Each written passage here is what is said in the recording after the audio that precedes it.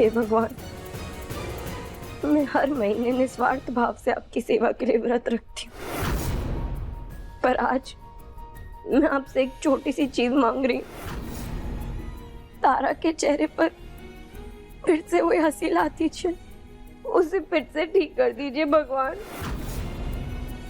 कुछ ऐसा करिए कि वो मुझे फिर से अपनी छोटी भाभी बुलाने लगे।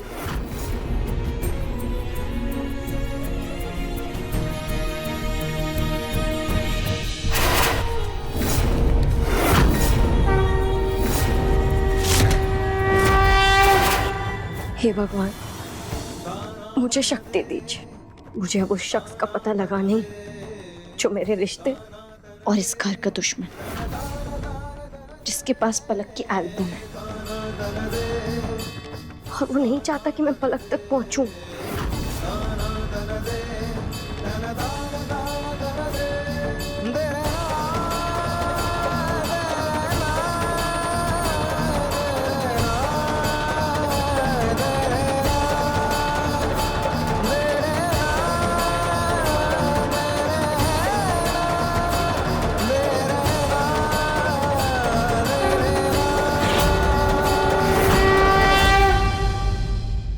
तारा,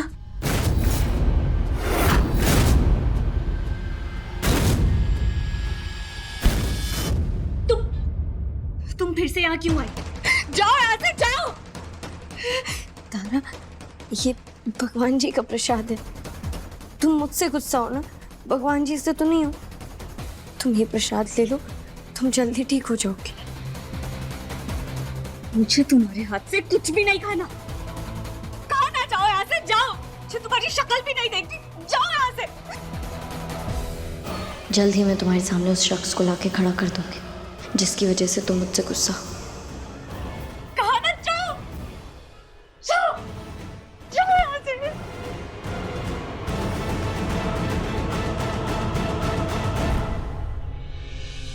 फिरेन भैया और रानी भाभी की कमरे से शुरुआत करती हूँ।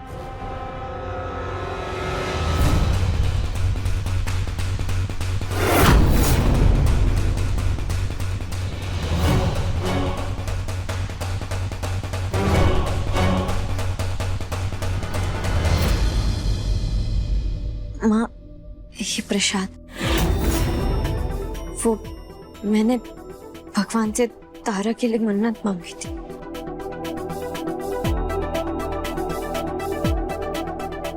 वीरेन भैया, मन्नत मांगने की जरूरत नहीं पड़ती तुम्हें महक, अगर अपने दिल और दिमाग पर काबू रखा होता तो।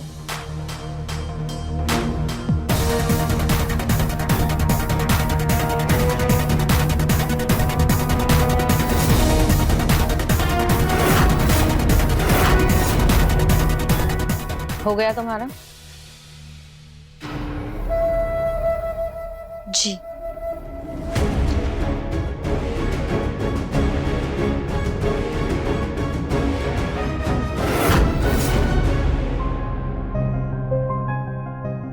बुआ जी, प्रसाद।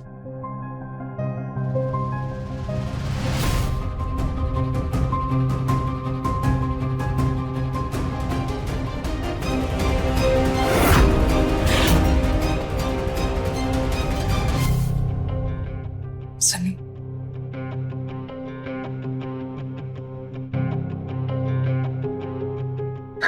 मुझे माफ कर दीजिए।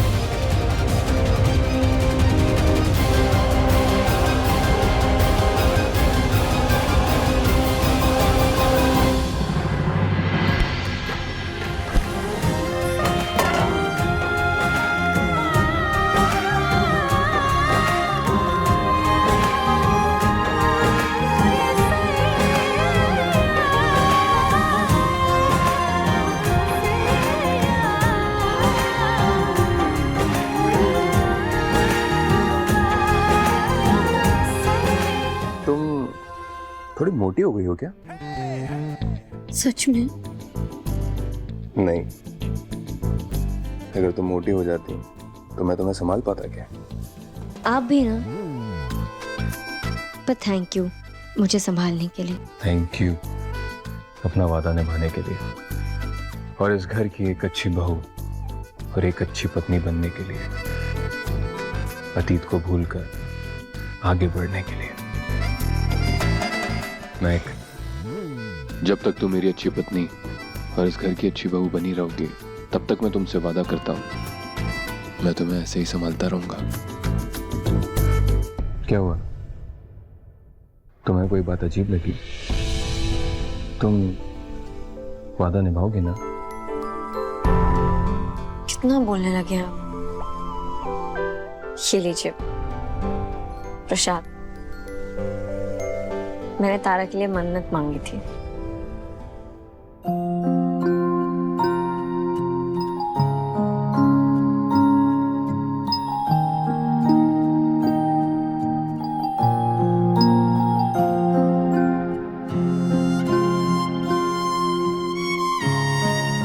कहते हैं कि प्रसाद किसी के साथ बांटा नहीं जाता,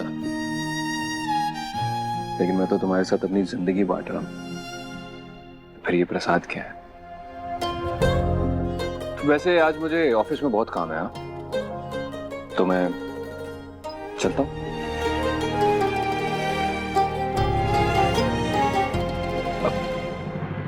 वैसे मेरे गाल पर कुछ लगा है क्या?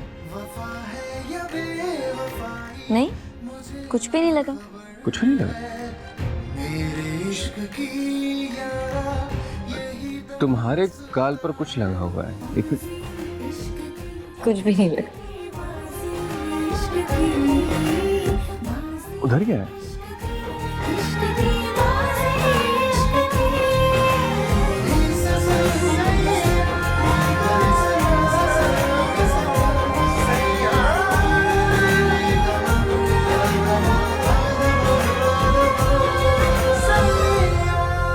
बहुत बदमाश हो गए आप। ऐसी बदमाशी मुझे बहुत पसंद है। अच्छा चलो, अब मैं जाता हूँ। एक बात और, मुझे तुम्हारे हाथ का बना हुआ लंच बड़ा पसंद है, तो तुम उसे ऑफिस भिजवा देना। और वैसे अगर तुम चाहो तो तुम भी आ सकती हो, क्या पता गाल पर कुछ लगा हुआ मिल जाए।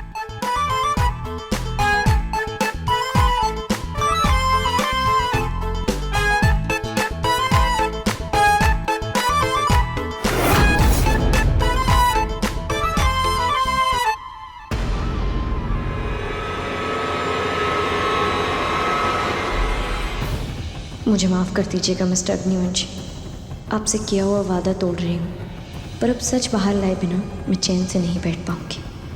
उस इंसान से सिर्फ घर को ही नहीं, हमारे रिश्ते को भी खतरा है, जो मैं अब बर्दाश्त नहीं करूँगी। अब सिर्फ दिशा करूँ बचाए।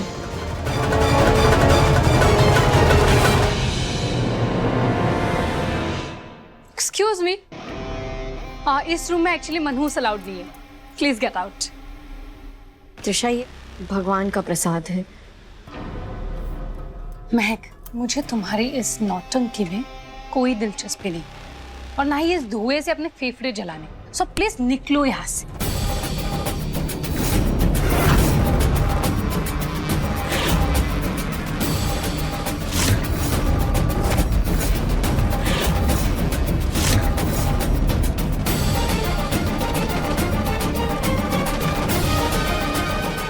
ये क्या तरीका है त्रिशा?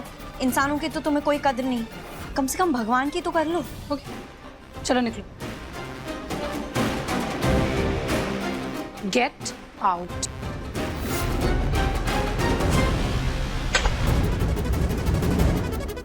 मुझे लगा ही था ये तुम्हारा ही काम हो सकता है। तुम ही तारा का सच बाहर लाई हो, और क्या पता पलक के साथ भी तुमने ही कुछ गलत किया हो। एक बार सबूत इकट्ठा कर लो, फिर तुम्हारा असली चेहरा सबके सामने लाऊंगी।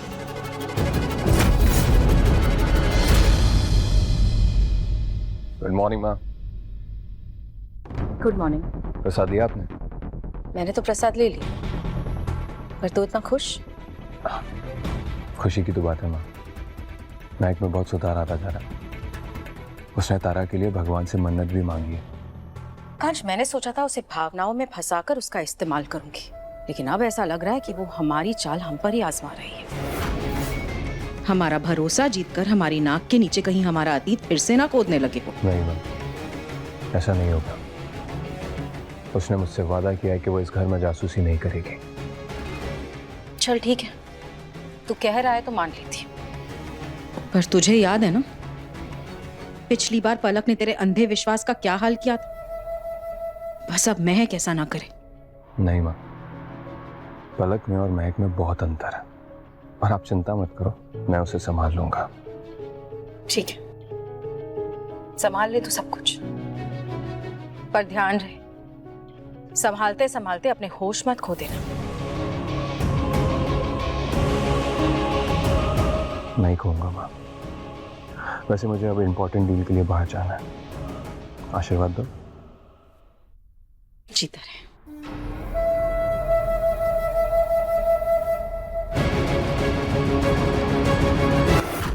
एकांश, आज तू महक का पक्ष ले रहा है मेरे सामने, और ये हमारे मकसद के लिए सही नहीं है। त्रिशा के खिलाफ सबूत इकट्ठा करने के लिए मुझे उसे अपने जाल में फंसाना ही होगा।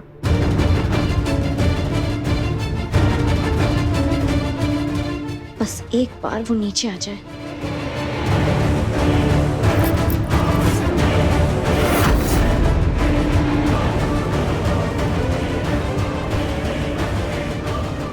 दीदी प्लीज मुझे माफ कर दीजिए ना, मेरी बात तो सुनिए।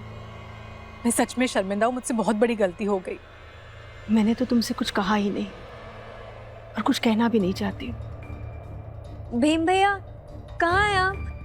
सर का लंच लेके जाना था उनके ऑफिस। भीम तो किसी काम से गुड़गांव गया हुआ है। बुआ जी, चाची जी, घर में कोई है जो लंच ऑफिस तक पहुंचा दे? प्लीज हमें परेशान मत करो, जाके ध्रुव या वीरेन से बात करो।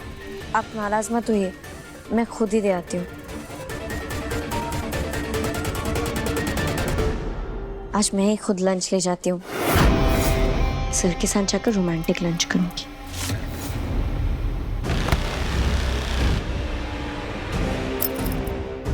ये क्या नाटक है त्रिशा? देखो, मैंने कोई टांग नहीं अड़ाई, तुम मेरे रास्ते में आई हो। तुम मेरा टिफिन वापस करो। कहाँ जाओगी तुम महक? ऑफिस का एड्रेस पता है तुम्हें? अरे गांव की लड़की हो तुम, दिल्ली में गुम हो जाओगी। तुम्हें चिंता करने की कोई जरूरत नहीं है, तुम मुझे टिफिन वापस दो। अरे मैं देखिए आ जाऊंगी ना, वैसे भी मैं पार्लर जा रही थी, ऑफिस बगल में ही है, मैं दे दूंगी। इसकी कोई जरूरत नहीं, तुम टिफिन दो। ऐसे कैसे जा सकती हो तुम? I mean, घर में बाकी सब है, सबको खाना कौन खिलाएगा? दिमाग तो है ही नहीं इसके पास। बेवकूफ लड़की, बहू की जिम्मेदारी याद दिलाई तो पत्नी के काम से पीछे हट गई है। मुझे क्या, मैं अब आराम से एकांश के साथ आज लंच करूंगी। कितनी बुद्धू हो तुम त्रिशा, मेरे जाल में फंसी गई। मैं तो चाहती थी कि तुम ऑफिस जाओ ताकि मैं तुम्हारे कमरे की छानबीन कर सकूं।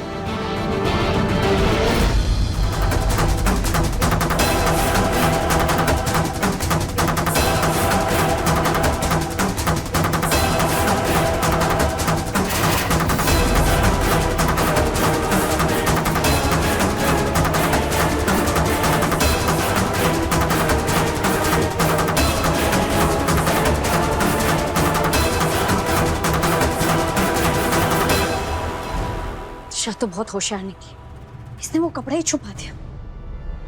कहाँ ढूंढूं?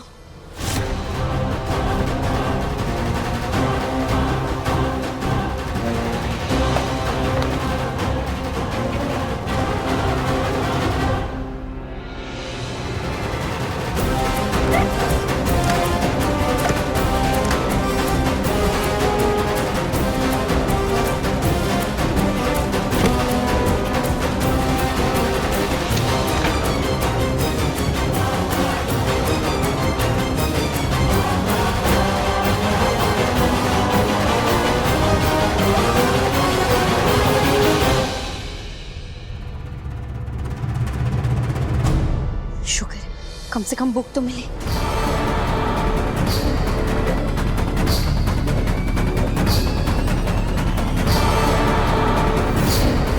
महक,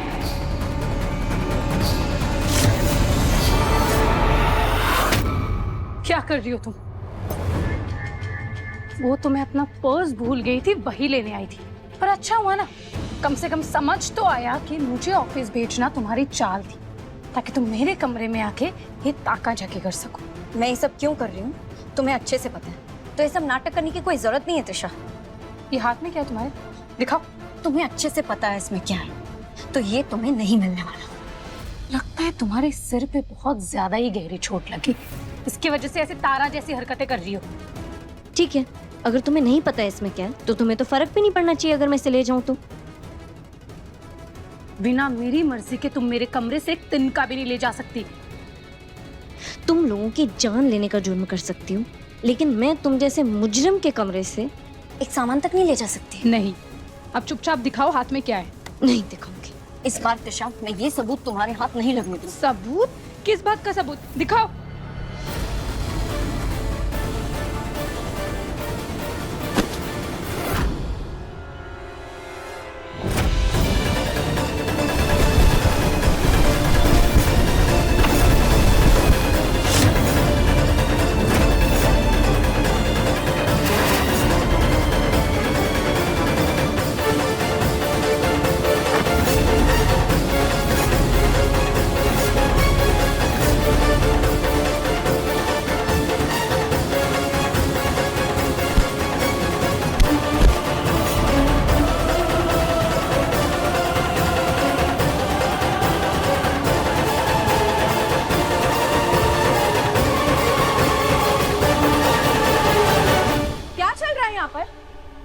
क्या हो रहा है ये?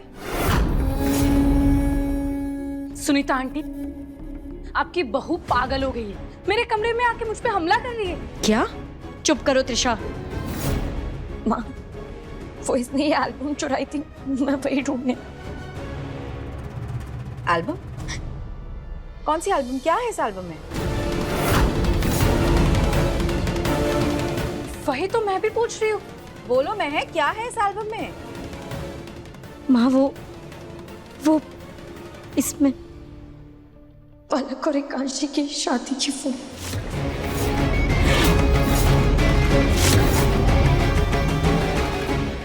क्या? क्या है ये महक? तुमने तो वादा किया था ना एकांश से कि तुम ये सब अब नहीं करोगी। पड़ गई तुम फिर से पलक के पीछे। क्यों महक? तुम्हें जरा भी शर्म नहीं आती अपनी पति के भावनाओं के साथ इस तरह खेलते हुए? बोलो। माँ, मैं वो बस एल्बम दो मुझे। माँ, मुझे बस उसका एक बार चेहरा देखना है कि पलक कैसी। क्यों देखना है तुम्हें उसका चेहरा महक?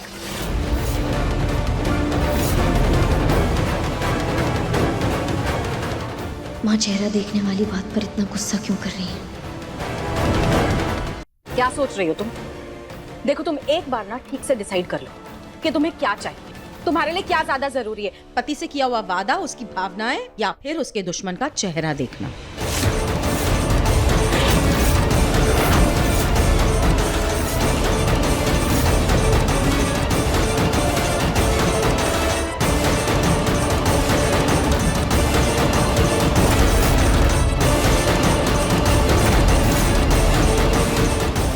संभल जाओ महक, बंद करो ये सब, भगवान के लिए।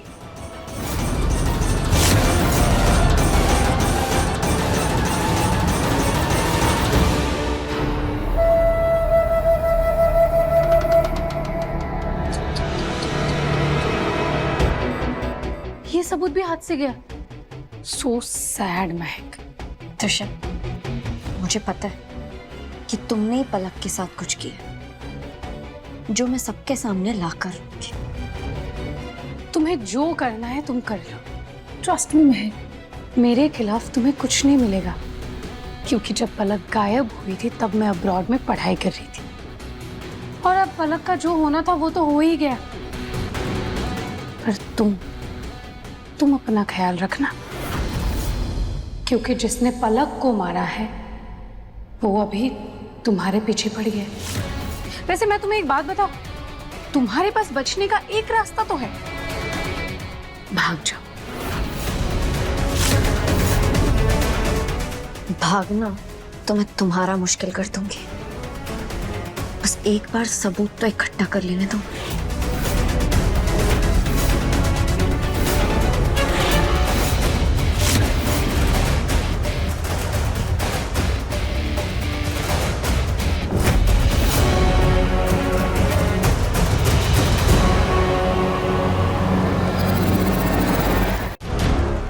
मुझे लगता है त्रिशा झूठ बोल रही कि वो पलक के गायब होते टाइम बाहर पढ़ने गई थी। अभी फ्रेंड बुक पे चेक करती हूँ कि वो कहाँ थी उस वक्त।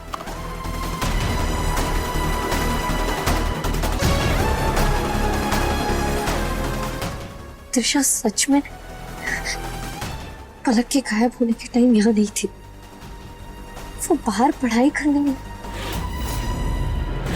शालिनी तो कौन है जिसने मुझे किचन में मारा, जिसने पलक को मारा, जो मुझे पलक की तस्वीर देखने से रोक रही? आखिर क्या खास है पलक के चेहरे में?